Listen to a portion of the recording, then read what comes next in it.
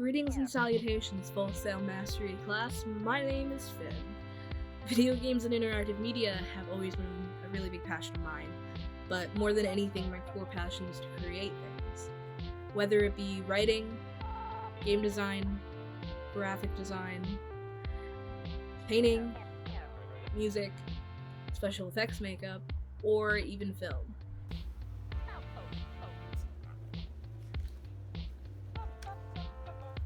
My biggest inspirations are successful indie game designers, mostly because of their ability to be self-reliant and versatile with their work, such as the creator of Undertale, Toby Fox, Infinite Falls, Woods, Five Nights at Freddy's lead designer Scott Carthrone, and the mastermind behind Stardew Valley, Eric Bro.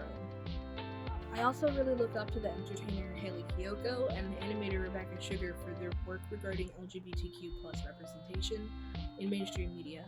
I am definitely most interested in perfecting horror games and the immersion that comes along with horror in VR and VR in general. Out of the 5 strategies mentioned in the first chapter of Mastery by Robert Greene, our textbook, the primal inclination strategy is probably the one that resonated with me the most. I can remember the exact moment I first had a primal inclination toward game design. I can also remember the moment that I decided I actually wanted to go into it for a career. My first primal inclination was around when I was 8 years old, and it was right after my half-sister left the trailer park to serve in the US Army. I knew that my sister had a GameCube, and I really wanted it. I really wanted to play it. My dad left the room to go get the instructions and how to set it up, but by the time he came back, I had already been very, very deep into playing Super Smash Bros. Melee. Years later, my parents decided to gift me an Xbox 360 for Christmas, and it was the best gift I could have ever hoped for. I asked for it after seeing my friend play Gears of War 2 on at his house.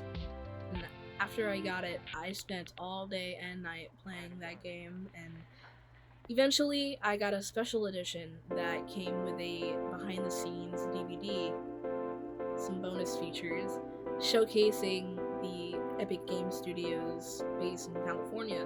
This DVD, while extremely childish as being recorded by the designer's children, it changed my life, and I felt like I belonged somewhere in life for the first time. So from that point on, I decided that I would want to work as a game designer and eventually be an important piece of a company or my own. As I read through this week's reading, the Darwinian strategies seemed to strike a familiar chord with myself. Yoki Matsukuras, I'm not sure if I'm pronouncing that right, probably not, but her story really reminded me of myself. Her decision to gain an additional degree in neuroscience to fill the gap of knowledge that she had is something I can definitely see myself doing with my work on innovating virtual reality in the future. I often combine my interests in the same manner. While working on a horror game for Oculus VR, I was also researching the psychology of fear, another topic that really interests me. I love horror. I began to rewrite an old paper to prove that ambiguity is the source of all of our worst fears. I'm still in the process of doing that though. While I couldn't really relate as much to the latter 3 strategies of the reading, I can still try to make some connections in my life to them. The adaptation strategy is an example of this. It's something that comforts my anxieties and worries a little bit about life, makes it seem like I do have control over how my life goes, which is something that I do struggle with a lot. Temple Grandin's story is very inspirational and hopeful to me, and it very much resonated with my own struggles that I've had. I have a lot of mental limitations as well, and reading about Temple's life inspires me to keep fighting to have control over my career path, my work, my life, my friends, and finally being more me than I've ever been. In a way, I went through the rebellion strategy as soon as I decided I wanted to do something in the entertainment industry. I constantly have to fight back against my doubts. Back in high school, I was a part of a film production program, originally thinking that I would go into filmmaking.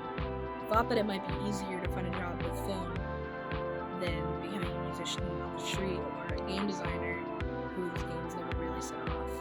But after watching a documentary that showcased how the film industry really is, I decided I wanted to go into work in what I really wanted to do, which was interactive media and game design, while still bringing my own music into my own indie projects. That way I didn't really have to give up on any of my dreams. The game industry is still so new, but if there's one thing that I can tell you about it, it can be very exhausting. Oftentimes, designers, artists, and developers won't just work a simple shift. They'll sacrifice their physical and mental wellness in order to make deadlines. Most of the time, this is called the crunch in game design. I soon realized why these workers do it, though. It's because they're so unbelievably passionate and perfectionist about their work. This passion, or grit as you guys may call it, is something that really defines me. I find comfort in knowing that I share the same grit and passion that many of my heroes have.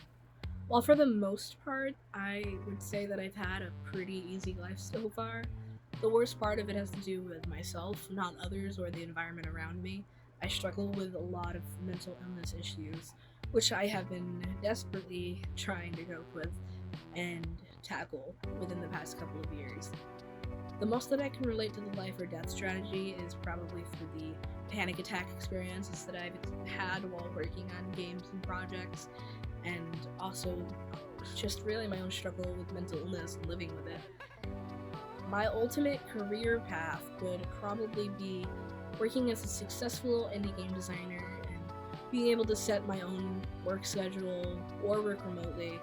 I just love to let my creativity flow, grow, and be able to meld it into games with beautiful narrative, impact, and immersion, similar to the games that melded me into the person that I am today. I'd like to continue the cycle of helping to stir creativity and thoughtfulness in my players. Eventually, I might end up settling down and teaching games, specifically probably at my alma mater, Marist College, since their game design program is very new and needs a lot of work in my opinion. I really would love to make the program better. I've already tried helping as a student there, actually. Two personal goals that I'd like to accomplish within the next 3 weeks are to introduce myself to the Unreal game engine and C++, and to also finish up some renovations that I've been working on with my website in order to help future employers more easily navigate on mobile devices. Now that I finished rambling, I just want to say thank you for listening, class, and Dr. Spellman. Thanks for grading this. I hope that everyone's having a really great start to their fall, and I know that I am very excited for Halloween. I'll see you guys around.